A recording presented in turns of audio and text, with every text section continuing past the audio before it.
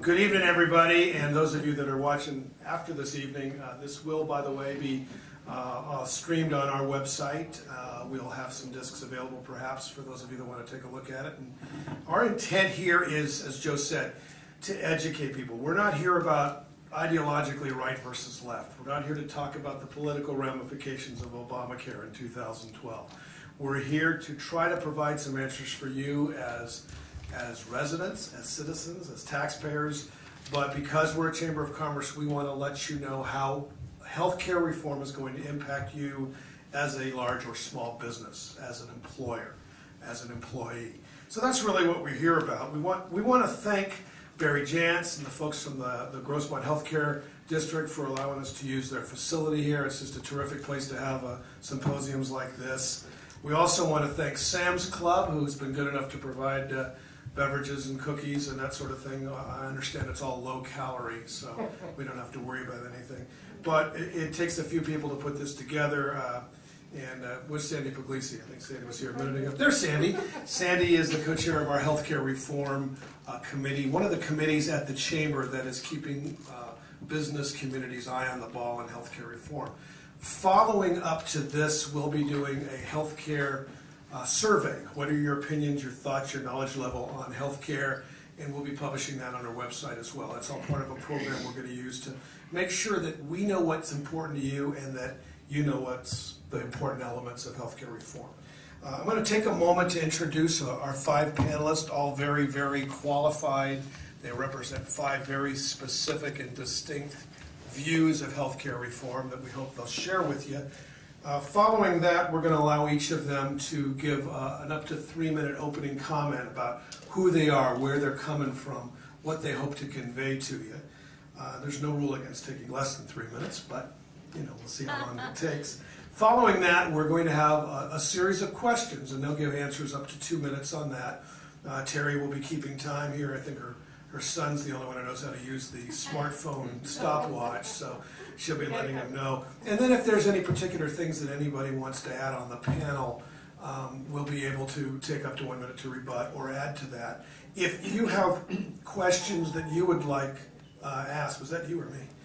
If you have questions that you would like to ask, Sandy has some index cards right here. She'll be able to just raise your hand anytime you want to and get her attention, and she'll bring them to me, and we'll be asking questions based on that.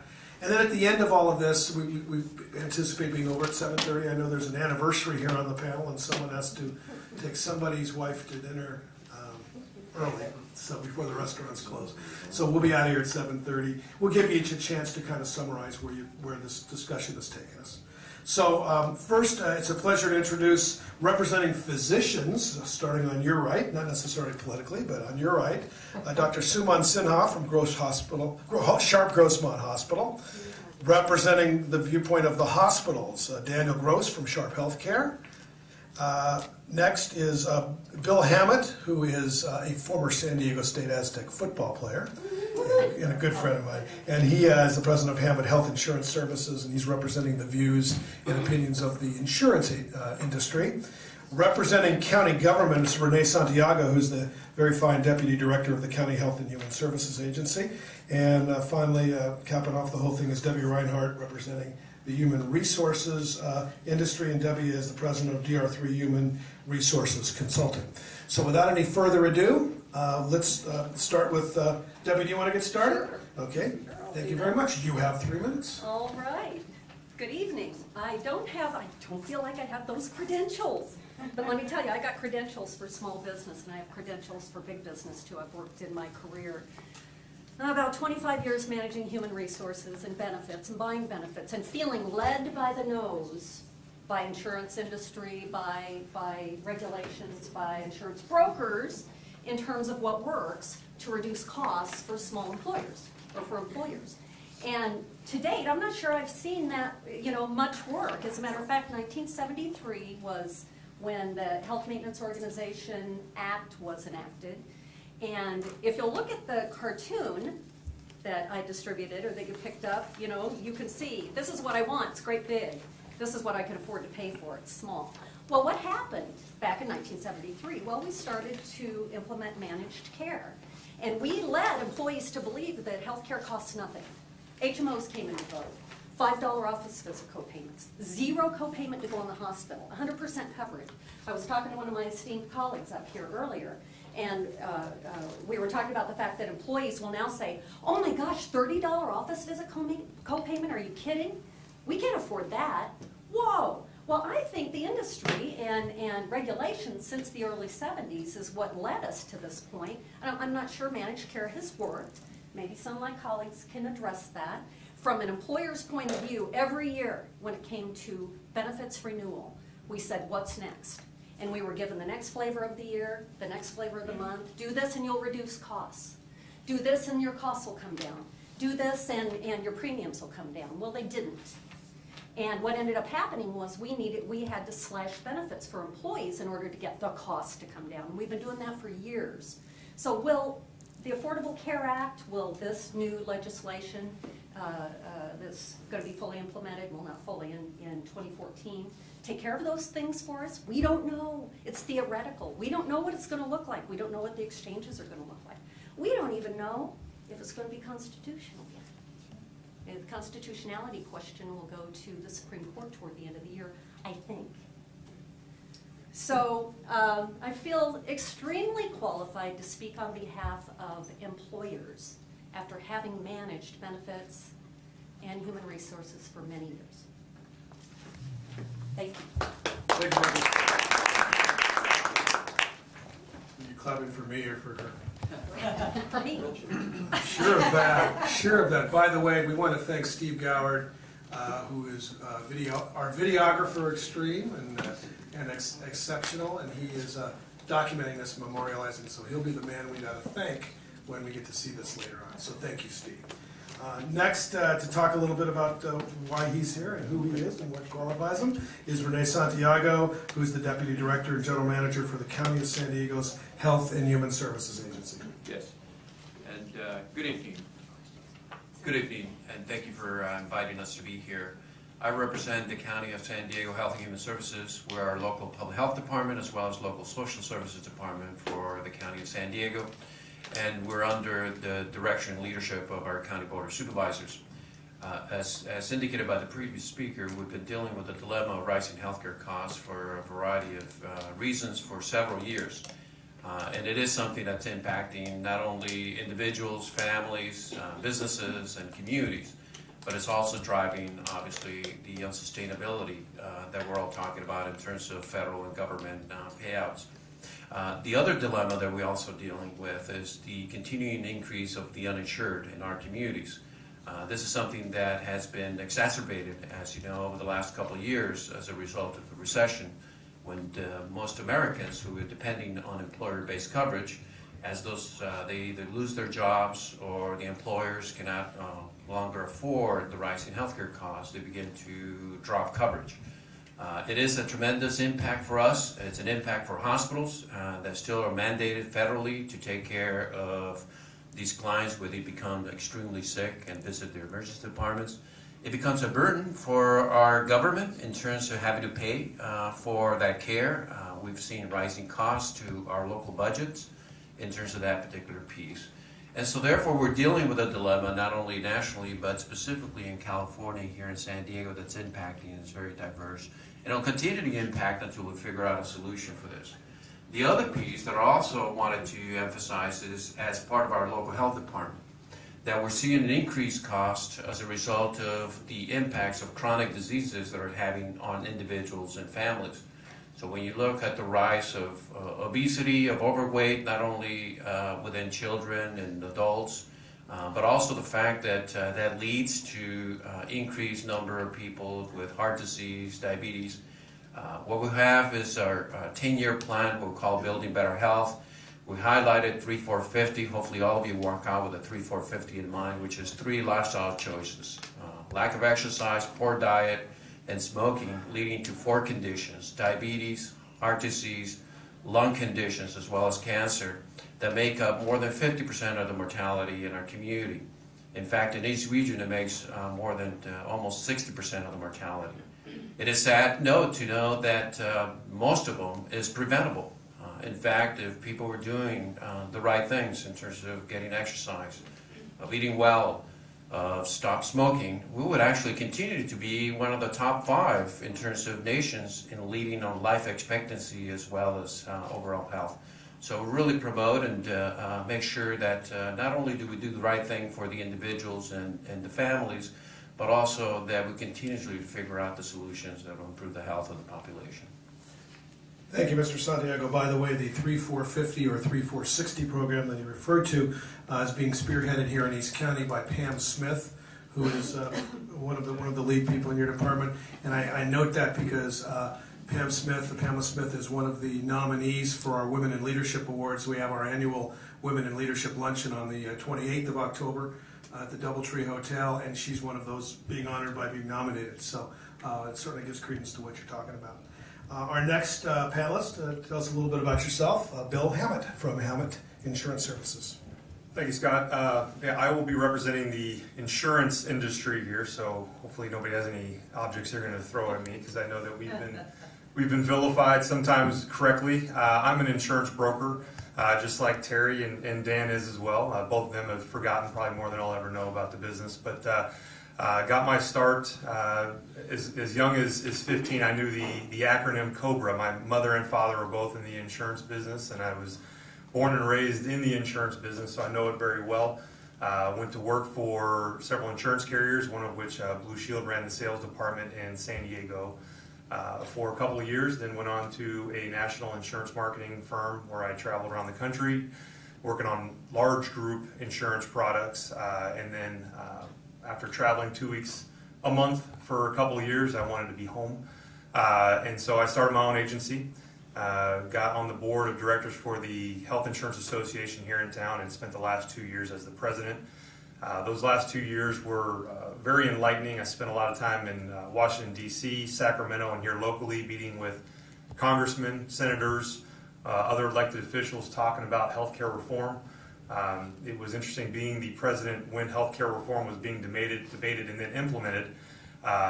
Gave me some good airtime in the papers and on TV discussing this in crowds that were much less friendly than this one would be.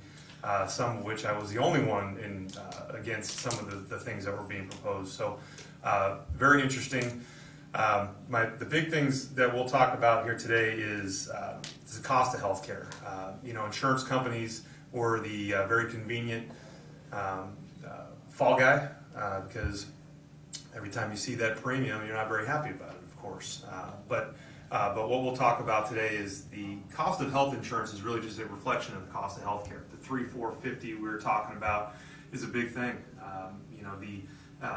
The way in which we're taking care of ourselves or not taking care of ourselves with very basic things such as smoking and eating are affecting the cost of healthcare greatly, which is causing a pretty rapid rise in health insurance premiums, which is causing several people to stop paying those premiums because they can't afford it. Those that stop paying it are the ones that can afford to stop paying it because they don't use it. So we're left with a less healthy population in the insurance ranks, and so overall it becomes more expensive.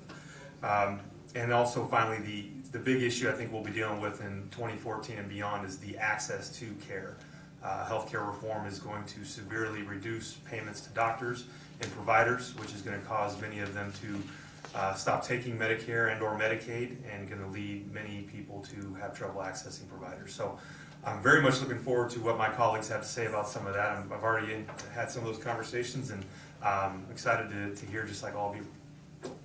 By the way, Bill and his wife, who are both in the health insurance industry, just stepped into a new category of policyholder, that of being parents. So they are the proud parents of a brand new baby. And thank God the baby looks like. Been up since 2 a.m. because of that. Yeah, that's right. Thank you, Bill.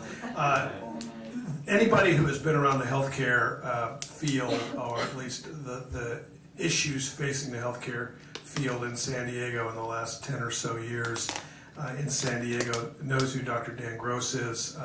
He's representing the hospitals.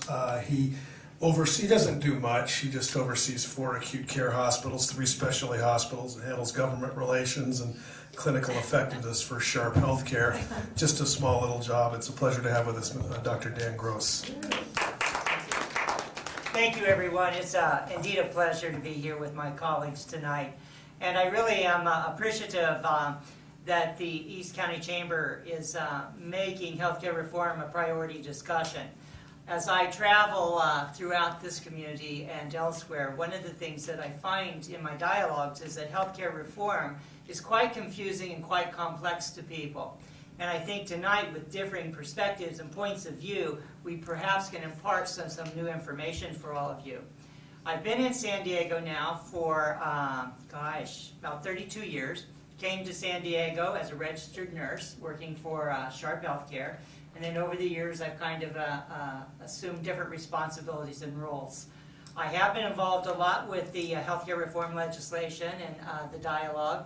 I've been the chair of the local healthcare association. I'm on my third go-round as chair, and I've also chaired the California Hospital Association, and just recently appointed to the American Hospital Association board. This obviously is a topic that I'm passionate about. I think probably one of the things you will hear tonight that we all agree upon is that we need healthcare reform. Continuing with healthcare as it has in our recent past is not going to be successful for any of us in the future. If we start to take a look at some of the basic tenets of the healthcare reform package, we will probably all agree upon that. At the heart of healthcare reform are issues such as how do we have improved quality and value to our patients and our communities and our consumers? How do we basically increase coverage? And how do we basically increase access to health care? And if you peel that onion down a little bit more, we'll start to take a look at, well, how do we basically improve quality, drive down costs, bring about insurance reform, and how do we expand coverage? And hopefully we'll have time to talk about that tonight. There's a lot of myths that are out there that I think perhaps that we can help address tonight. One of the ones that I love to bring up and talk about with people is when we talk about the rising cost of healthcare in this country, and we take a look at the national healthcare expenditures. When I ask people, has hospital care and costs gone up, stayed the same, or gone down between 1980 and 2009? I love the responses. The answer is, over a 29-year period of time, hospital costs as a percent of the national healthcare expenditure has gone down by 10%. That little number should make y'all start thinking about, well, where's it at? What's happening? We all need to spend time on that to make certain that we can address the issues that are in front of us. So I look forward to talking about additional aspects of healthcare reform tonight, and thank you for inviting me. Thank you, Dan. And our, by no means our last, but our fifth panelist representing physicians, Dr. Suman Sinha. He's a pulmonologist, intensive care specialist who's practiced at Sharp Grossmont Hospital right across the road for the past 9 or 10 years. Board certified in internal medicine, pulmonary medicine, clinical care medicine, all very important things for sustaining life at a very fine medical institution. It's a pleasure to have you, Doctor. Thank you. Thank you for having me. I want to thank everybody in the panel for being here, and I want to thank everybody for the opportunity to speak with you tonight. I hope this is the first in a series of discussions in the future on this ever so important topic. The topic is going to be changing, as you all know. Nothing at this point is set in stone in terms of healthcare reform, and we all need to be part of the discussion and continue to educate each other. I'm a San Diegan. I came here in my pre-kindergarten years in 1969. My parents relocated from Ithaca, New York, where my father was finishing up his graduate studies in biochemistry.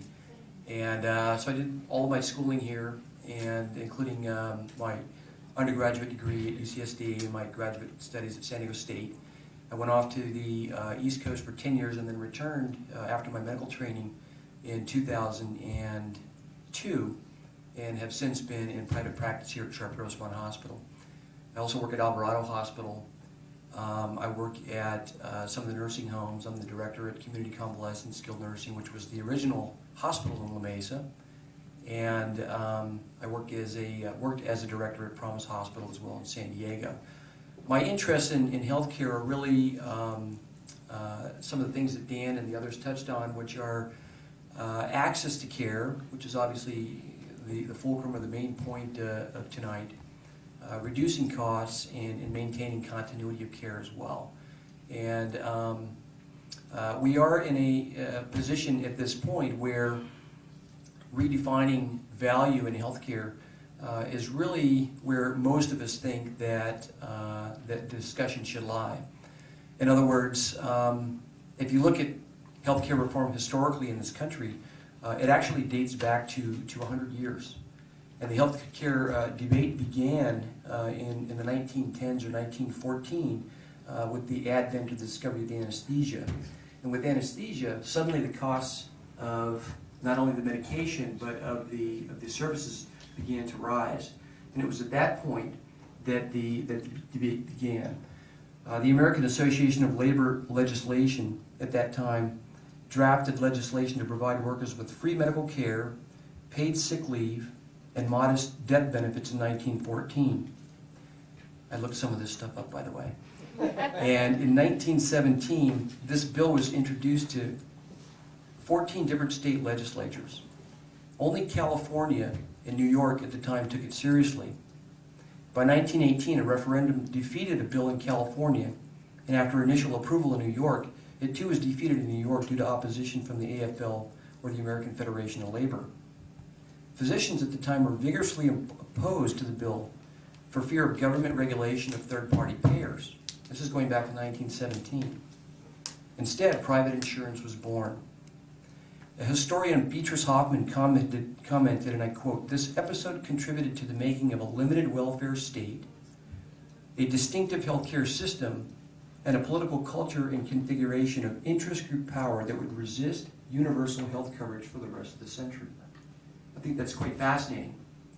And if you look at the administrations that followed, starting with Teddy Roosevelt and Social Security, beyond that we went to Truman, who was a strong advocate for physicians and for healthcare reform. He wanted coverage for all. On to Kennedy, and then to Johnson, who finally signed the Medicare Act in 1965, the year that I was born. Maybe that's why I'm here. Something in the stars, you know. But beyond that, even as we moved into the Nixon era, Kennedy at the time, Senator Kennedy that is, wrote a very landmark paper that was also addressing the lack of coverage in this country. And in the early 70s, late 60s and early 70s, when this occurred, there was still 20 to 25 million uninsured Americans or citizens at that time. So Nixon had a rebuttal, and everything started to progress at that point to the Carter administration, where finally Jimmy Carter started to look at things a little bit differently.